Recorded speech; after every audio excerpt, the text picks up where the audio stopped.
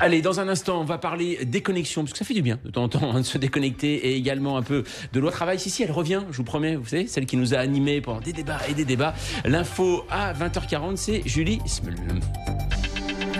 L'autoroute A83 dans les Deux-Sèvres coupée pendant plusieurs heures à la circulation aujourd'hui au niveau de Niort et en direction de Nantes. Il y a eu un grave accident de la route tout à l'heure vers 16h, un choc entre un poids lourd et plusieurs véhicules. Le camion a traversé le terre-plein central et a percuté plusieurs voitures. Un automobiliste est mort, un autre est gravement blessé. Une déviation a été mise en place.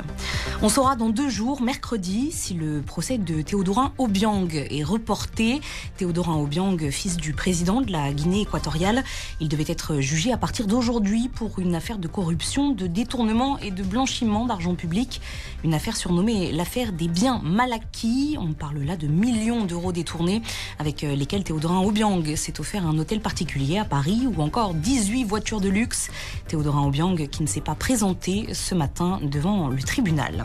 La Turquie va continuer à se battre contre l'État islamique en Syrie malgré l'attentat de ce week-end qui a fait 39 morts dans une discothèque d'Istanbul. Un attentat revendiqué aujourd'hui par Daesh. 8 personnes arrêtées également dans cette affaire. Mais le principal suspect, lui, est toujours recherché. Et puis en France, un nouveau département touché par la grippe aviaire. Il s'agit des Deux-Sèvres avec 2 cas du virus H5N8 confirmés aujourd'hui. 85 foyers de grippe aviaire en tout dans le pays, principalement dans le sud-ouest. Plus de la moitié d'ailleurs dans le département du Gers. France Info. 20h, 21h, les informés, Jean-Mathieu Pernin.